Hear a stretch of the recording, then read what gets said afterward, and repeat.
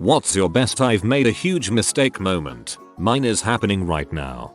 I was the drum major of my college marching band. There were 2 of us, and I was junior, so I was assigned to conduct the band when they were facing backfield. We were hosting the state band competition. Biggest crowd of the year by far. All the kids from every school around. In rehearsal, I ran back across the field during a big crescendo as they were turning around, ran up the podium, and hit the downbeat just as they were hitting the big note at the top of the phrase. Pretty awesome. Except, it rained the night before the performance, and marching band shoes are flat-soled, no tread at all, and the uniform was all white. I started running, crossing the field, slipping just a little, and couldn't stop. Wiped out completely, slipped right into the metal podium, climbed up, finished the song, slumped to the ground, killed the applause as the crowd was wondering if I was dead. Which would have been better? Epilogue. The next morning, at the doctor's office, the nurse asked, "How did you get hurt?" I told her, "Slipped while running on wet grass." She says, "Oh my god, you're the drum major for Herb Derp's state." I slept through my flight this morning. Waking up fully rested, I instantly knew I'd overslept. Such a shitty feeling. It's to my cousin's wedding, so I had to rebook. Since I'm flying from a tiny airport in the Northeast all the way to San Diego, it cost me an extra $700. This wedding better be freaking awesome. What do you mean I can't chew tinfoil? Of course I can. Give me a little ball. I think my teeth just trembled. 3rd class of scuba certification. Instructor announces that we will be learning how to remove our wetsuits in case of an emergency while in the water. Quite why you'd ever want to remove your wetsuit, I still don't know. So all of us in the class head to the locker room to put on our wetsuits before heading back to the pool. I, in my rather legendary foolishness, proceed to remove my swim trunks before putting on my wetsuit. So, I get back to the pool, throw on my tank, and flop into the water. The instructor is standing at the edge of the pool, announcing to the class, "Well, the first step in removing your wetsuit is," when I realize, I am a total fucktard. I have made a huge mistake. I raised my hand and admitted that I was naked under my suit. Silence ensued. I mean, total silence. I think the pool water stopped lapping. After a moment I was told by the teacher to either go back in and change, or be a true man and, well, go for it. I went for it. You are a true man.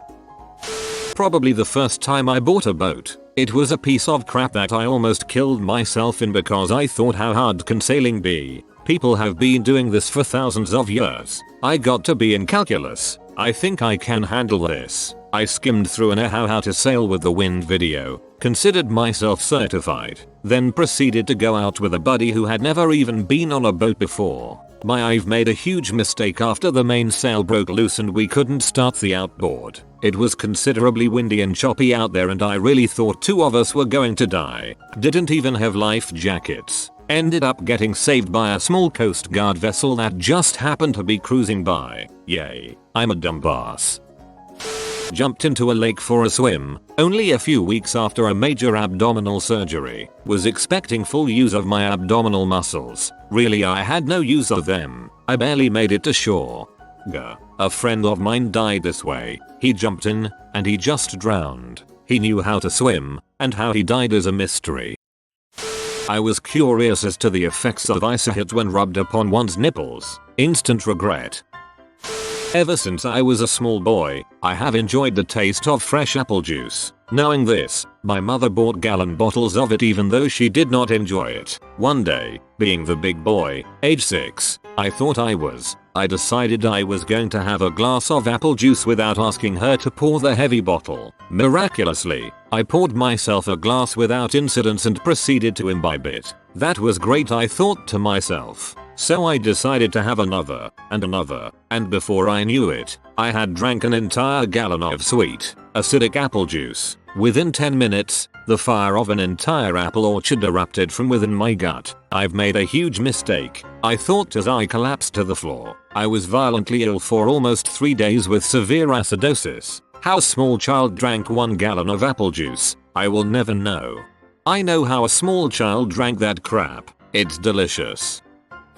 I was swimming at a hotel pool with the built-in tables and chairs attached to the bottom. I figured it would be awesome to swim in and out between them like a fish in a reef. Keep in mind, this is off season, and nobody in the pool area was anywhere near me. I zoom through a few chairs, and I'm feeling like some kind of underwater rock star. Like I'm Mick Jagger and these cement chairs are hot groupies trying to get a piece of me. Suddenly, my chest is on fire and I'm not moving. I wedged my chest between a chair and table, underneath the table, so there's 2 inches of cement between me and sweet air. I was pretty sure I was going to be on the Darwin Awards in about 45 seconds, so I thrashed and wiggled like my life depended on it, and managed to scrape a 6x6 inch patch of skin off both back and chest, but I got free. The idea of drowning is terrifying, but the idea of drowning in a hotel pool of your own stupidity is both terrifying and humiliating. I think the humiliation is what gave me the burst of energy to get free.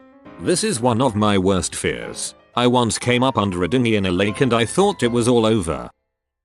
I was riding my bike around the edge of my lake as a child. Somehow, I got it into my head that riding on my wood dock would be perfectly safe. Less than a minute and I went off into shallow water, the gears catching on the wood so that I hit the rocks face first. I have never felt my spine curve that much. In that moment, I knew I had fricked up. Aftermath was half my face was skinned. My glasses had punctured in 2 places around my eye socket, and I walked up to my mom and just said hi dripping in blood. She was not pleased. I wish I had a lake. So 2 weeks ago, my boss called me at my desk, and it went like this. Boss, so, Mike, I'm in Greenville, NC, me yes. Boss, you were supposed to send me to Greenville, SC, me up. I don't know what to say right now except sorry. There is also a Greenville, GA. I've been to all 3. I live a sad life. When I was in 2nd grade, I came across a picture of a woman that was topless. In my young, adolescent mind, I thought it was a good idea to take it to school and tell all my friends that the woman in the picture topless was my mother. I realized I made a huge mistake when I was in the principal's office shortly after. Still cringe thinking about it to this day. However, my dad gets a good laugh out of it every time. In high school I had these jeans where if I put my hands in my pocket, the zipper would automatically open. For some reason I continued to wear these pants, mostly out of laziness. I was in one of my classes where the teacher was really cool, got along with her pretty well. For some reason, I thought it would be funny to go up to her while she was sitting down, put my crotch area about half a foot away from her face and go, watch this as I put my hands in my pocket to unleash my zipper. I didn't realize that my boxers were opened and Pumper 911 Jr. flopped out right in front of her. Even if they were closed and she didn't see anything, I have no idea why I thought it was a good and funny idea. Right when I noticed it I realized I made a huge mistake.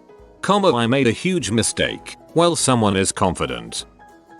I was constipated for a week once, so at work, I ate a whole box of Fiber One bars and drank a large hot coffee. I shat 7 or 8 times before lunch. One turd was pure black and I swear to God one had veins. I had developed a belly over the course of that week from the build up, so my skin felt loose for a while afterwards. Also I could not stop farting, even after the turd storm ended. One fart was so bad I actually vomited from the smell. Also, have you ever smoked a cigarette and then blown the smoke through a napkin to see the tar? Well, that's what my pants looked like after farting for 10 hours straight.